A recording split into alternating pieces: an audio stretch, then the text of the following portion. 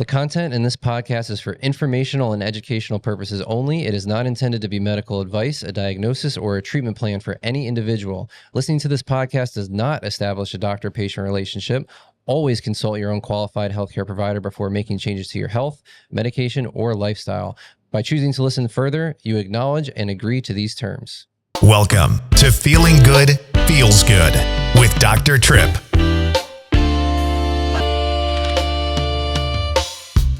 Welcome to a state of feeling good. It's how we live and how you could. Just know it's how we're all meant to be. If things are off, listen to your body. It can tell us exactly what we need. Physical, emotional, nutritional, or mentally. No need to worry, it's reached accessibly. No matter how you felt or what you've heard, well-being's for everyone, it's what you deserve. Ease and joy are yours once it's understood. No need to fear, because feeling good feels good.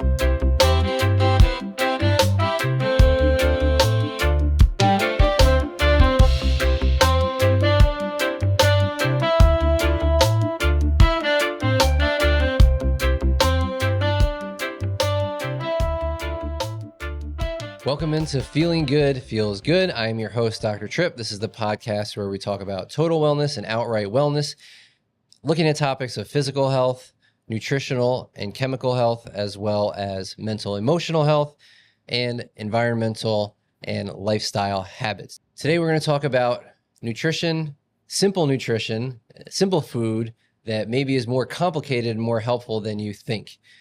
Apples. Have you ever had apples before? Have you heard the saying, an apple a day keeps the doctor away? I'm going to start by sharing a little story about how I found out about apples, how they helped me personally. I'm going to talk about what would happen if you ate 15 apples in one day, how that would affect your body. Fun little game there.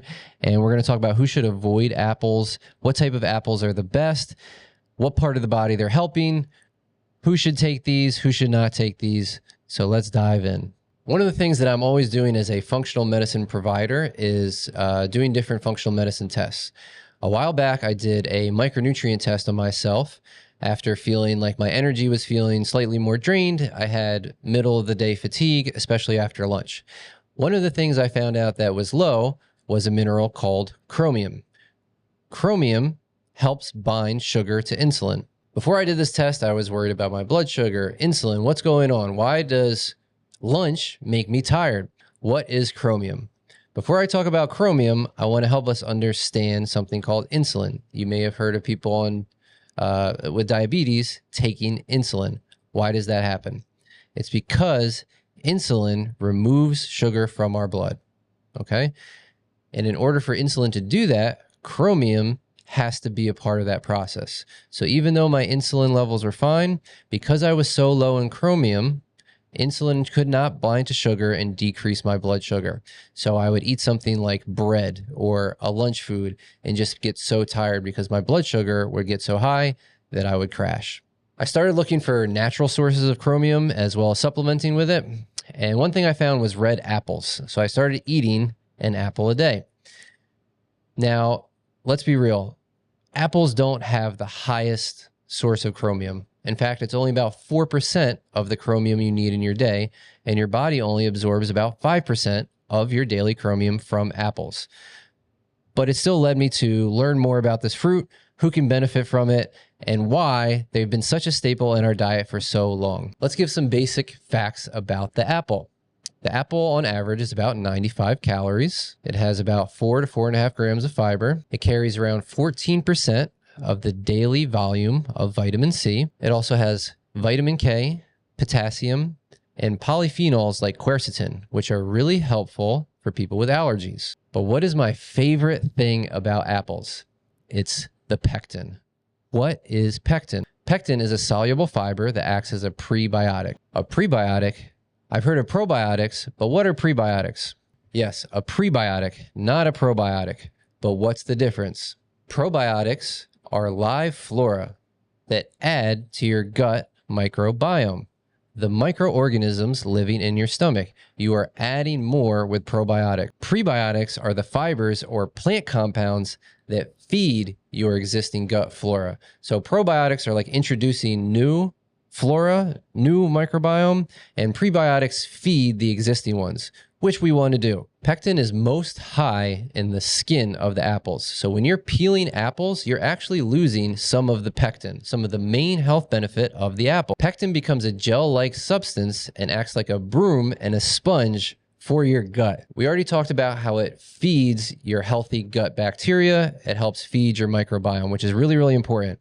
But my favorite thing about pectin is what it does for your gut lining. It reduces overall inflammation, but produces healthy mucus. Yes, this is mucus that you do want. This mucus helps us protect our gut wall. Our gut wall helps decide what from our food goes into our bloodstream. And when the gut wall is not working properly, undigested food and toxins can enter your bloodstream. You can get sick a lot. You can have fatigue. You can feel low energy.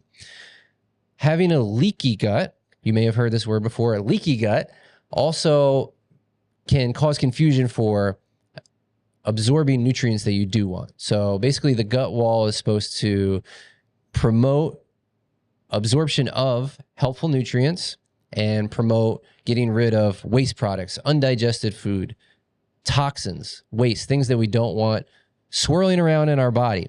And one thing that supports this is healthy mucosa. We need mucus to bind to the things that we don't want so they don't get in our bloodstream. And with apples, the pectin is very effective at helping create healthy mucus and gut wall so that you do not develop or that you can limit the symptoms of leaky gut. So let's review that. The apples are really good for vitamin C, and I also like them for quercetin, which will help people with allergies. But the main reason that I like them is for what they do for your digestion. They aid in feeding your existing probiotics. They decrease overall inflammation, and they're effective for helping leaky gut.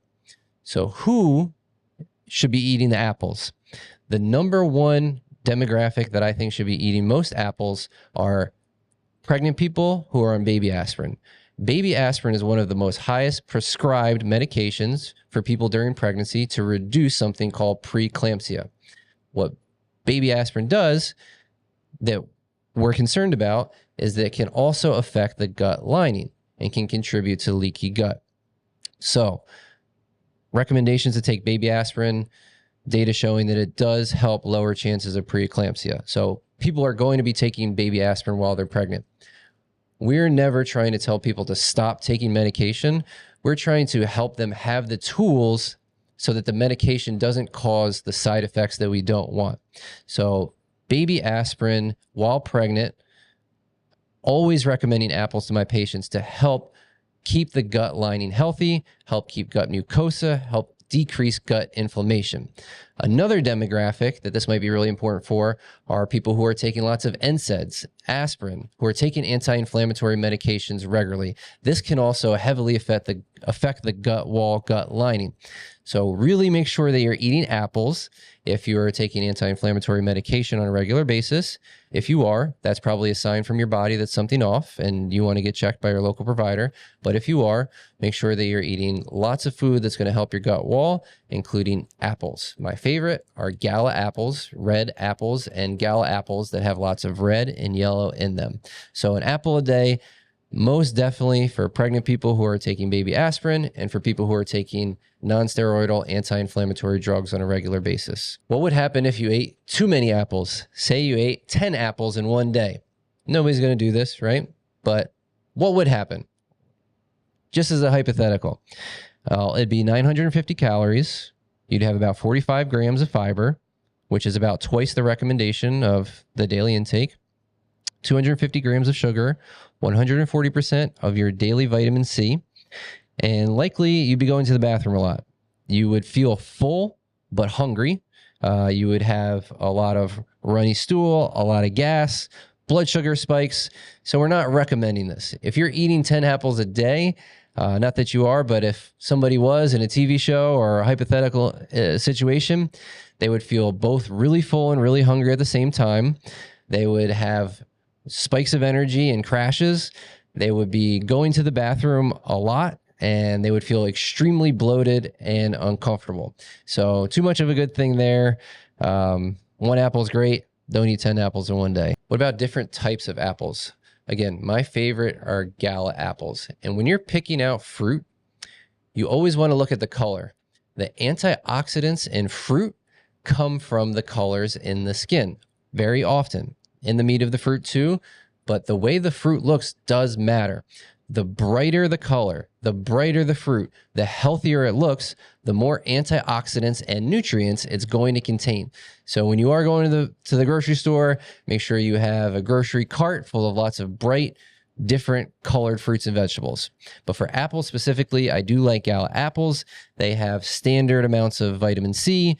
They have standard amounts of pectin, standard amounts of sugar, chromium. So all around, just a really good solid apple. Red Delicious apples will be very good for people who have allergies, especially who have brain fog from allergies. These apples are really high in antioxidants, specifically quercetin, which again is really good for people who have chronic allergies. If you're somebody who's looking at your nutrient content and you want lower sugar, lower carbs, but higher vitamin C, it's actually the Granny Smith apple. This one surprised me because they taste so sweet, but they actually do have lower content of sugar and carbs and higher content of vitamin C. So if you're looking for something that's more suited for micronutrient and macronutrient tracking, then Granny Smith would be a good option for you. When to eat apples, I would recommend these midday, brunch, lunch, after lunch, maybe even before dinner. Not necessarily something I want to eat right away when I wake up, because they are mostly carbs and sugar, not something I want to start my day with or end my day with. They also, as we talked about a lot in this episode, can aid in digestion.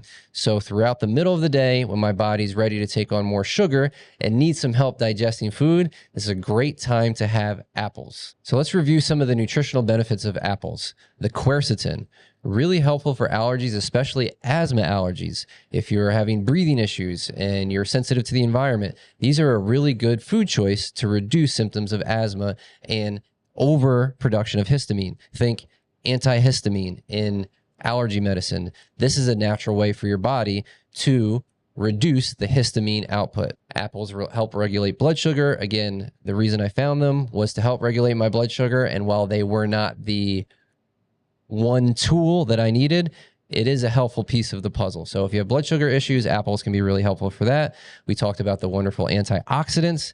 Antioxidants are great to prevent damage to your organs, your skin, healthy aging. So antioxidants are really key for overall health, especially longevity and wellness. So they also help the body's natural detox process. We talked a lot about leaky gut and how it prevents that.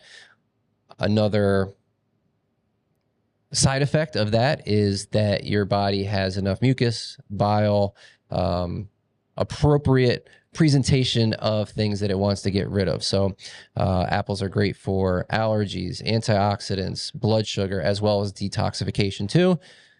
Definitely keep the skin on, because there are a lot of nutrients in the skin. So let's rattle off some facts about apples. Apples trace back to wild crab apples in Central Asia, especially in the Shan Mountains of Kazakhstan. So humans began cultivating apples 4,000 to 10,000 years ago, selecting for larger, sweeter fruit. So originally there was tartar, smaller fruit that people didn't enjoy, didn't have the effect. So apples kind of made the survival of the fittest because they were larger and sweeter. Domestication involved hybridization. We crossed different crab apple species, and they traveled along the Silk Road. Around 1300 BC, they were cultivated in Mesopotamia and Persia. The Greeks and Romans adopted them, perfecting grafting and introducing diverse varieties of apples. The Romans planted orchards throughout Britain and Europe in the early centuries CE. Monks in medieval Europe and later in English horticulturists refined grafting techniques, spurring a boom in new cultivars. Victorians alone developed over 1,000. So how did apples end up in North America? Early colonists brought apple seeds and grafted orchards. The first U.S. orchard was planted on Boston's Beacon Hill in 1625. So apples have been around for a long time. Johnny Appleseed, John Chapman distributed apple seeds, not grafts, across the frontier, primarily for hard cider and actually not for apples. So he was trying to make hard cider. There are over 35 species in the Malus genus and over 7,500 modern apple varieties worldwide. Wow, 7,500 varieties of apples. So clearly these have been useful. People have seen a lot of use for them. In Greek culture, ancient Greece, apples symbolized love and beauty, the golden apple of discord, the forbidden fruit.